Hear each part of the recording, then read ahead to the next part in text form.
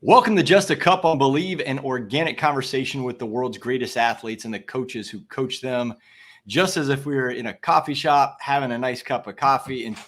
And I do have a nice cup of coffee. And we have today, I have Jeff Friday. Super pleasure to do this. Jeff, 21-year NFL vet, Super Bowl champ coach. And, NFL Coach of the Year as a strength coach. So we got lots to talk about. And I'm excited to have Jeff on. Jeff, thanks for joining us. It's an honor. I appreciate the invite.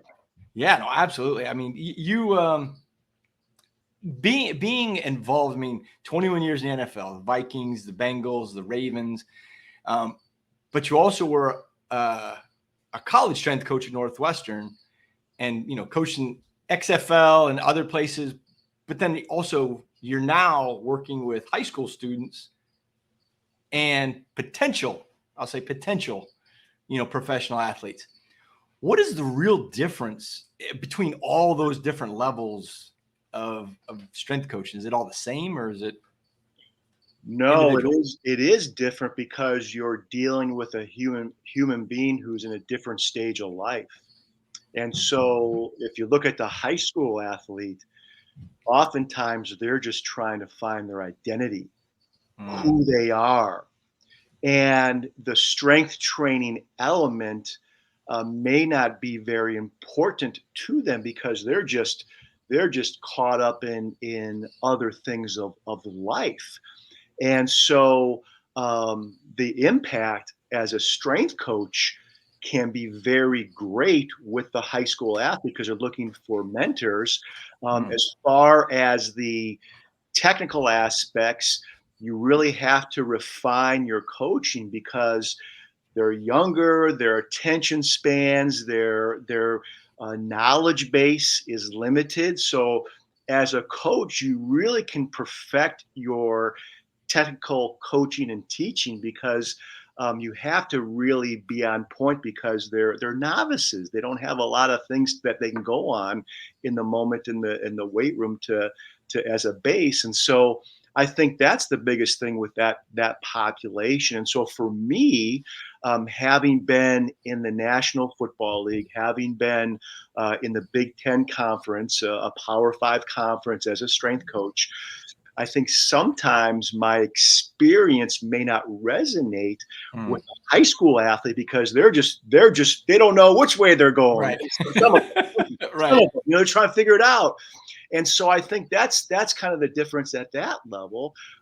It is amazing though when I was in the NFL and I would talk to athletes, many athletes reverted back to their high school strength coach as someone who really impacted their life. And so it was really endearing. So that high school strength coach, man, they can have a really huge impact on a person. And so I think then when you go up the ladder to college, when you get to college, now you have aspirations of maybe I can excel at this and maybe I can get paid someday, so Right. the goals are a little bit different and the commitment may be a little bit different to your craft. And so when you come into college, most likely you have some training history. Now, though, you're at that age frame of 18 to 22 where, I can go tell you to pick up that rock and you're going to grow, you're just Right. at that point in life. And so I think you look back and I think, again, not only are high school strength coaches really important for the development of a human being, but also those college strength coaches, because that's where the rapid gains occur in that time frame. And not only the rapid gains in strength and power, but also the gains in technique of skill and all those things. And they're moldable. The human being is moldable at that age as well. And then you get into the pro ranks where they have some unbelievably unique gift that allows them to be in that very small percent of the population. And so because of that really unique, rare gift, now you're just trying to augment and maybe develop strength, power, but there's these other qualities as well to help them move along that curve, because at that level, at the pro level, I found that there really is truly minimal separation. So, like if you look at an Hmm. NFL roster, you could have an athlete who's on what's called a practice squad, and the practice squad back when I was coaching was an 8-man squad unit that only practiced with the team. They did everything in the course of the week that an NFL player would do, but they don't suit up for the game. And but Hmm. there's really minimal separation between that practice squad player and maybe somebody on the active roster. So then at that point with the pros, it's trying to find those things that can really help them move along that curve, help them with their sustainability, help them create that earning power for them. And so those are kind of the differences that I found at the different levels. Well, I don't think most people realize the touch points Hmm. that strength coaches have with athletes at all different levels. I mean, you're in the college ranks. I mean, you're literally the person that's with them the whole year. In the NFL, you guys got the OTAs, and you're coming back. High school, it's a year-round situation where their actual specific coach might not be with them, might not see them for a month or two. Is that correct? You're absolutely right. Per the rules of the NCAA, the position coaches can only have so much time with the players, and that was done to protect the players. I mean, Uh, that makes the importance of a strength coach even more valuable. That shares similar values, similar thought processes, and they're kind of conveying the message that the staff wants to be conveyed, right? 100% right, 100%. And so, yes, there's a lot of moments that present itself for the college strength coach to build into that athlete. But in the NFL level, the time frame is shrinked. The NFL, you only have 9 weeks during the off season where players are suggested, required to be there because that's when they get paid. In the NFL, players get paid to train. So they Hmm. get paid. So there's a 9 week off season program right now. These players get paid to show up and work out. So you have the majority of players that are with the teams during this 9 weeks. And then when that is over, those 9 weeks, you have a break, then you have training camp, and then it's a 6 month haul of the season. And so yes, the opportunities are smaller for the pros. However, they did some research and they found out that there's actually 20,000 moments in a waking day. So Hmm. our brain only registers the positive moments and the negative moments, not the neutral moments. And so there are these moments, whether you're in high school, college, or pro, there's these moments in front of us that we can step into and really make an impact on a person. So it's right in front of us, and so you just have to take advantage of those moments. And it could be a simple, "Hey, great job," and encouragement or exhortation or something like that, or it could be anything that really builds into the moments you have with that person. Well, I mean, speaking of that and talking kind of about this, you wrote a book recently, uh, "Built for Winning," and in there you talk about four different aspects of development of performance. Because I mean, strength and conditioning coach, you're trying to help them perform better in the aspects of their position or their sport. And in there you talk about the mental, the physical, the spiritual, and the social aspects of it.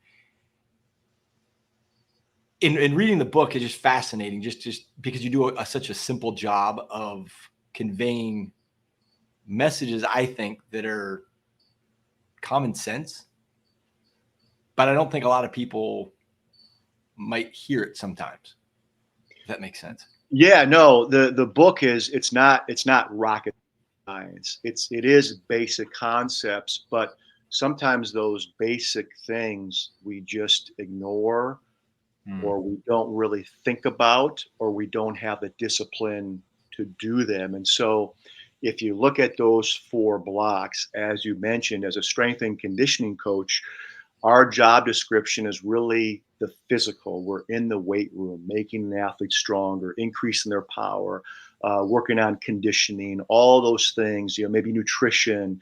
Right. So we have a hand in that. But the reality is it takes a whole person process to really be successful on the field. What I mean by that is that you have to have the mental acuity to be able to think and to process and to do those things so that you can play at your best.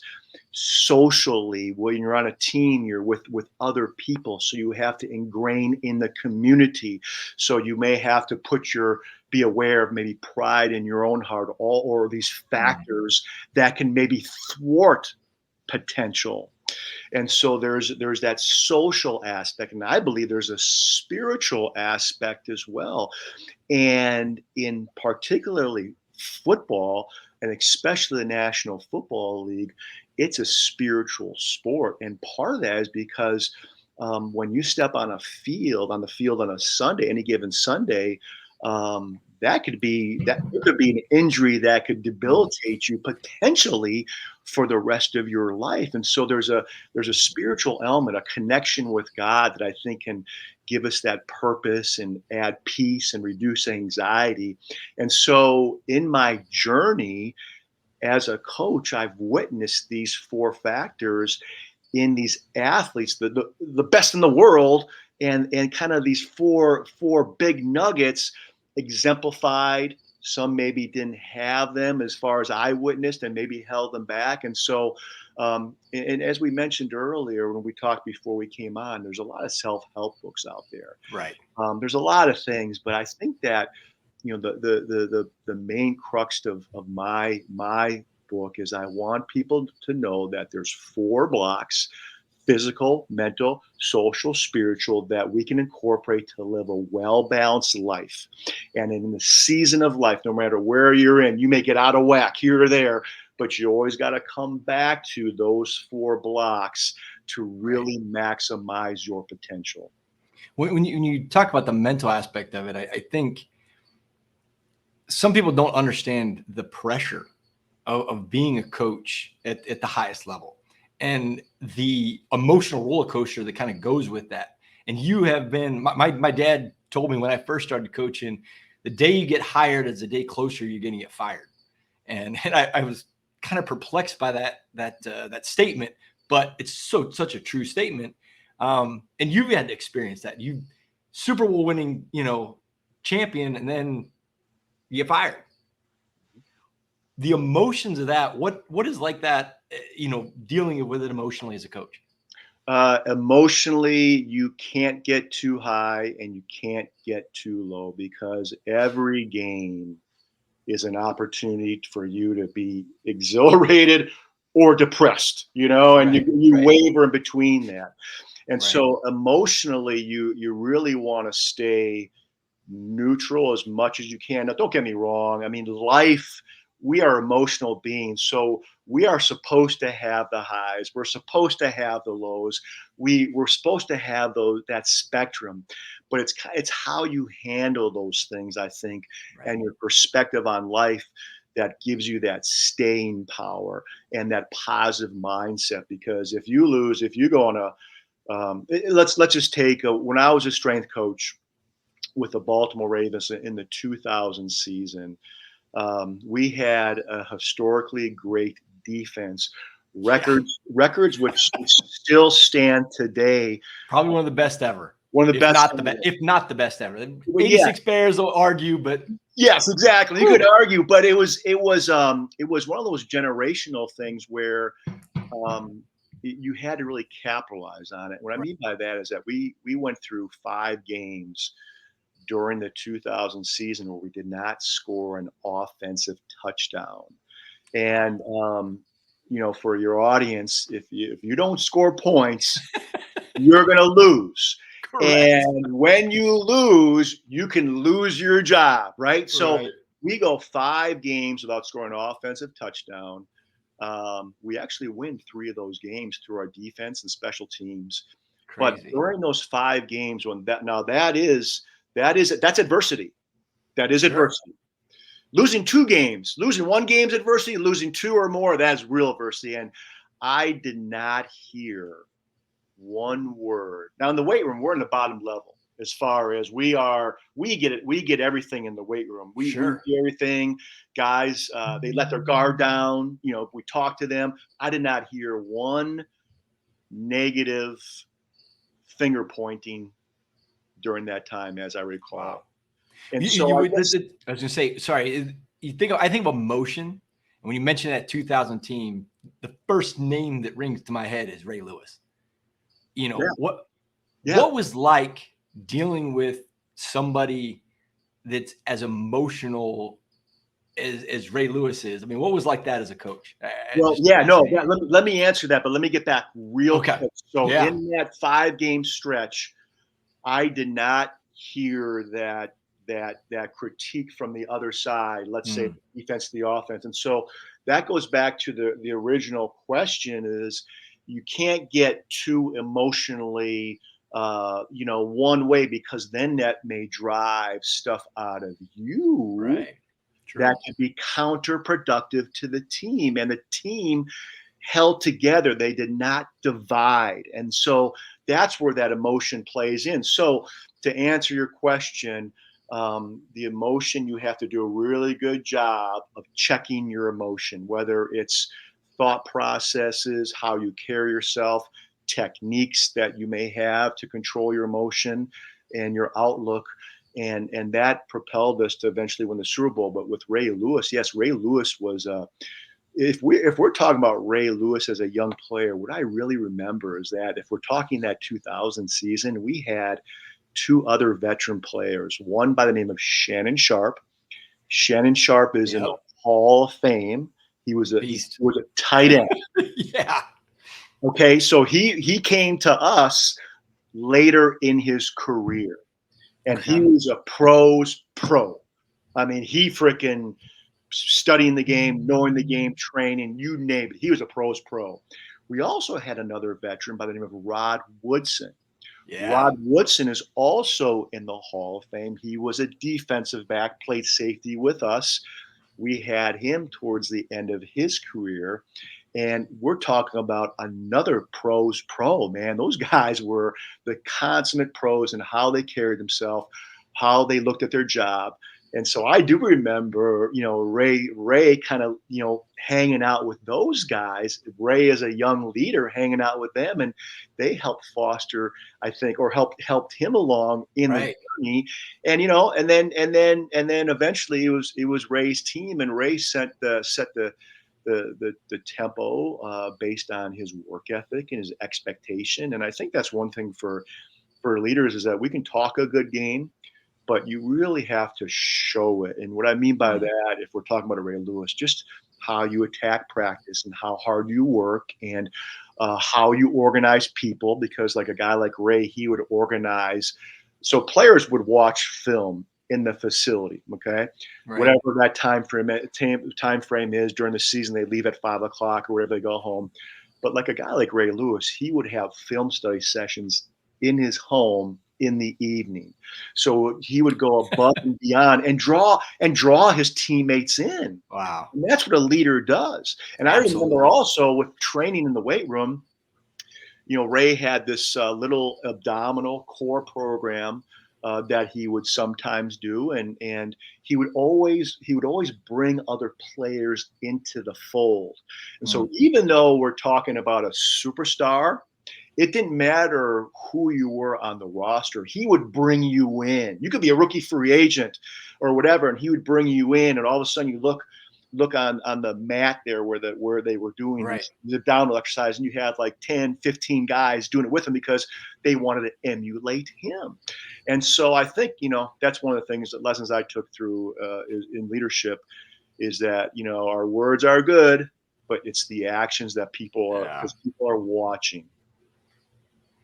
You are listening to Just a Cup on Believe. If you've joined the episode so far, please subscribe, like, comment, share. That's how the growth happens. That's how the reach happens. I have with me Jeff Friday, a longtime NFL veteran strength coach. And right now, one of the things that you're doing, Jeff, is preparing people for combines. I mean, it's obviously big buzz, last week, NFL combine, but you've got guys preparing for NBA and I mean, sort of so many other aspects. What is that like? Is there a difference between, I think, I personally understand it, but I think most people might not, that when you're prepping for a combine, it might be a little bit different than if you're training for a season. Is that Yeah, correct? no, you're 100% correct. So the combine fits perfectly, Brian, into your world of track and field and Yeah. a one-time event.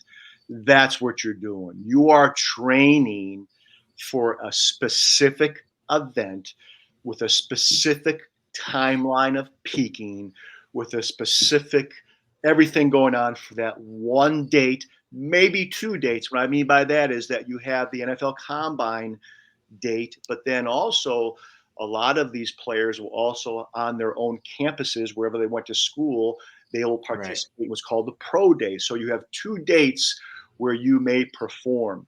And so the training is geared to the specificity of the field events, which would be the 40-yard sprint, would be a cone drill, shuttle drills, vertical jump, long jump. You just train that technique Right. and that skill set. And so that's different from playing the game, because playing the game, the number one skill is whatever is required out of your position.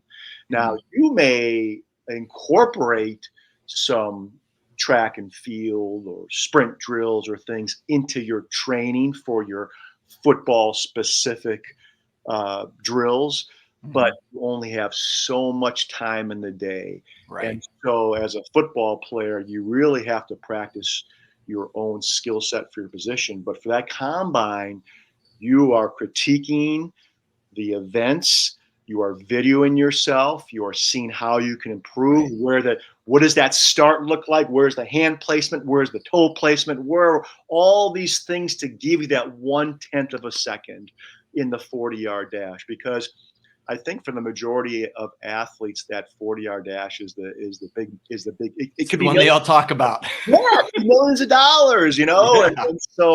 and so I think that's the difference. And so some of these players nowadays, they are actually forfeiting their last year of college, and they start the training process early for the combine. Right.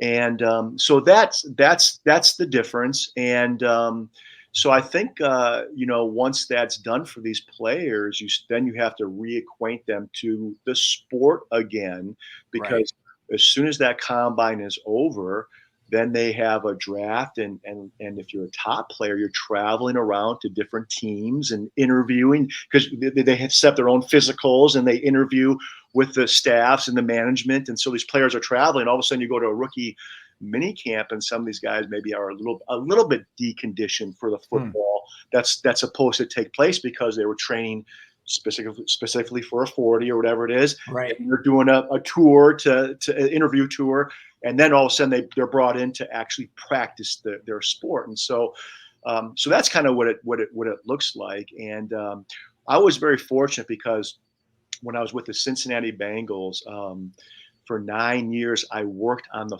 floor of the NFL Combine. So we Interesting. were at the flexibility station. So when the players came out, what happens is there's different groupings of players. And so at 7:30 in the morning, or 8 o'clock or whatever it was, that first group comes down at the stadium, come through the tunnel. They got their bags, everything, foam rollers, Right. everything, and they put their stuff on the bench down there, and then we gather them up and we kind of explain what the day looks like, and we take them through a general warm up, and then we do a flexibility test. And then from that point on, then they go to their different events. And these guys are well trained, where they all have their little cards with what their warm up should be, and what, Right. hydration. And it's all checkpoints to allow them to really give their best effort on that day. And so Does it's does each of the teams in the NFL, that they each have their own station? Is that kind of how the strength coach No, works, it's or no? it's It was it's just what happens is that the stations are run by coaches from different teams. So, gotcha. for instance, I was at the flexibility station, and so was myself and Chip Morton, who I worked with at the Right. Bengals. We had two other maybe NFL strength coaches, and then whatever stations you had an NFL coach presence with maybe a scout from a different team. So it's kind Right. of a conglomerate of different Interesting. within the league. And so yeah, so that's how it was run. And one of my first experiences with you're talking about emotion, if we go back to that, Yeah. um, back in 2011, which was kind of like almost a little bit of the beginning of technology, if you really kind of think about it. Right. Yeah. Being on the field gave me that liberty to walk around and check out the events and just be in the mix, because everybody else is in the stands of the stadium. And it was interesting because running the 40-yard dash back then, they had the heart rate monitors, Yep. measuring the heart rate. There wasn't the GPS systems back then, and so it was interesting because there was a quarterback who was ready to run his 40-yard dash. He was a Heisman Trophy winner. And so I went over to the guy on the field who was monitoring. And right before the most important, probably run of his life, I said, "Hey, what's that heart rate?" And he said it was like about 100 beats per minute, maybe a little bit lower than that. So this athlete was in a very relaxed Hmm. state prior to this event that really meant Right. a lot of money. And so he ran his 40 and eventually became the first pick in the draft. And so that moment, as I look back, really kind of resonated with me as far as the ability to keep that emotion, keep that heart rate low so that stress amount doesn't elevate, and so that you can process and think and be fluid, because the best performers in the world, they perform in what's called a parasympathetic state. That's a relaxed state Right. because they can Right. just be in the flow and process. And there's this famous picture of Michael Jordan, and I grew up in the Michael Jordan era. Me too. Right. He's bent over, he's kind of bent over on his knees, and you just see his belly going in and out. And so he's essentially naturally belly breathing. He's bringing Mm. all the oxygen deep into his belly. And if the converse of that, someone who is feeling anxiety or stress, they would be chest breathing. And so, Right. like if you're driving down the road and someone cuts you off and you get mad and think about a sharpshooter, right? You got to go for the kill. Oh yeah. You lose control, and so that's a simple difference right there in performance is how you handle that emotion. So we actually work on breathing techniques, and we'll take time to really breathe in through the nose, through the belly, because it has been shown that if you breathe the belly and are in a parasympathetic or relaxed state, you only need 4 to 5 breaths per minute. So your body's getting all the oxygen it needs. But if you're in a stress response, you're going to need 20 to 24 breaths per minute just to get the oxygen you need. And so Mm. being in a relaxed state is really, really important. So that takes me back to that moment at the combine where, a really relaxed heart where it performs well, and just, controlling your emotions is really important. Right now, I mean, some of the things that you guys are doing up at the AIA Performance Center, you're dealing with some athletes from other countries that might never have stepped foot into a weight room before. Am I right? I mean, what is that like? I mean, dealing with somebody that is a pretty high level athletically, but has never really done anything physically in the weight room. How do you manage the emotions, the mental side of that, you know, just the whole atmosphere of it? Yeah, I think the reality is that here in the United States, a lot of athletes are very talented, but they're undertrained Mm, physically.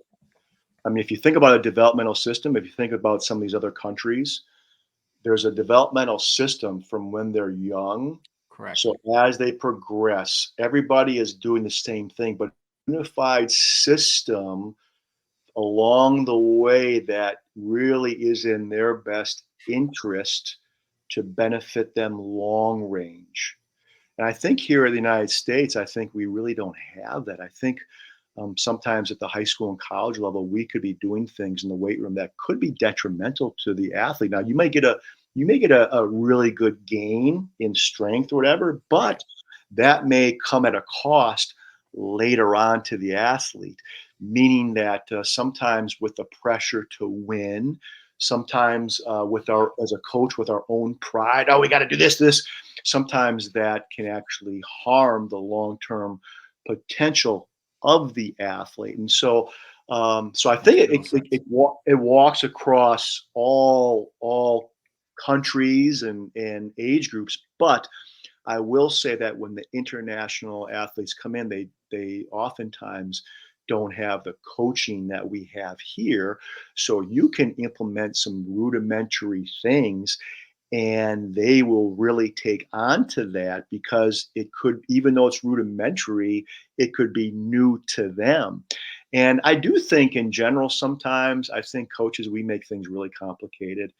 I really do. I think sometimes, as long as, so if I have a headache, okay, so sometimes I get a headache from dehydration, okay, Right. and when I have a headache, I'll take one Advil, and a lot of times that one Advil will alleviate the headache.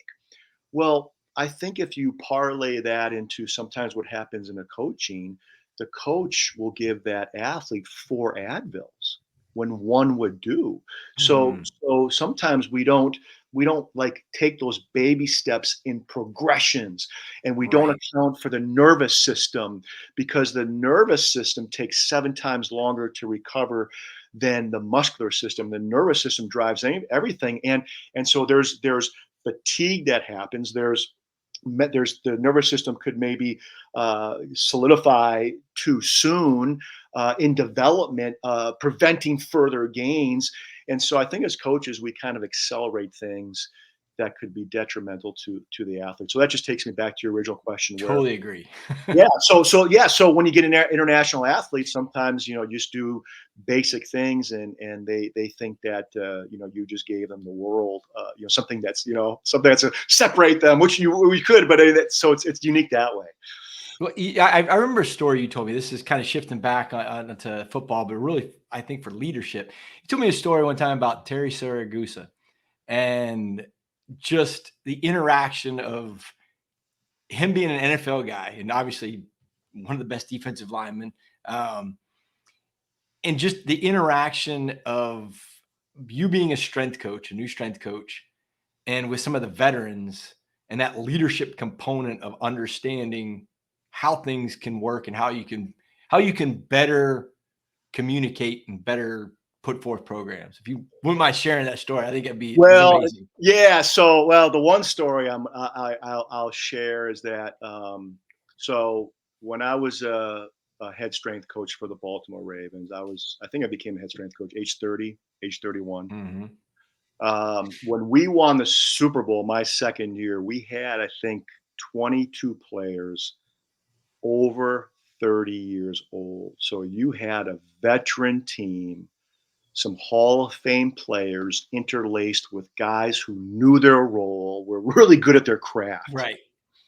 And so back then, we didn't have the mode of communication that we have today with just texting, the communication that exists with apps. And so with the lifting schedule, I would take that lifting schedule for the week and I would make a hard copy it and put it in the players' lockers. So players knew what the schedule was. And the schedule was oftentimes the same because in a NFL week, when you play on Sunday, everything in the NFL, it's routine. Right. So everything leads up to that Sunday game, meeting wise, practice wise, lifting wise. It rarely changes. It becomes part of who you are in that week of routine because actually routines conserve energy for the brain. So the Sure. more, football is a very routine sport.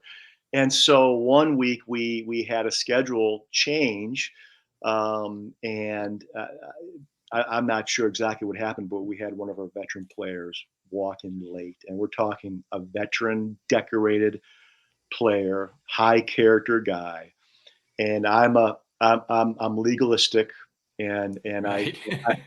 I turned him in. I turned Right. him into the head coach, and I think the head coach may have called him out in the team meeting.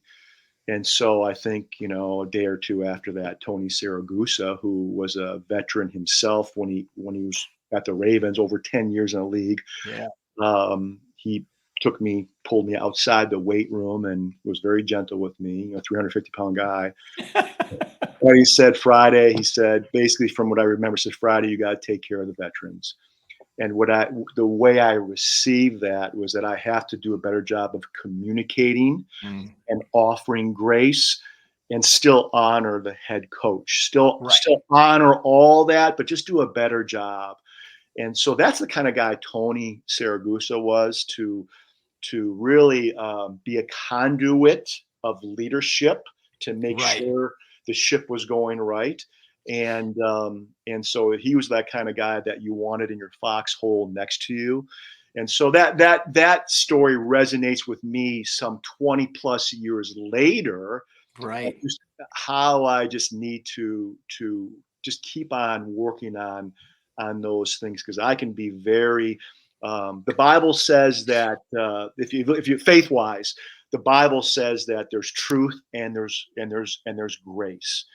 Grace is like a forgiveness, and truth is basically this is what I see. And so Right. sometimes I can be more of that truth, where I can maybe call you out or recognize these things. And Right.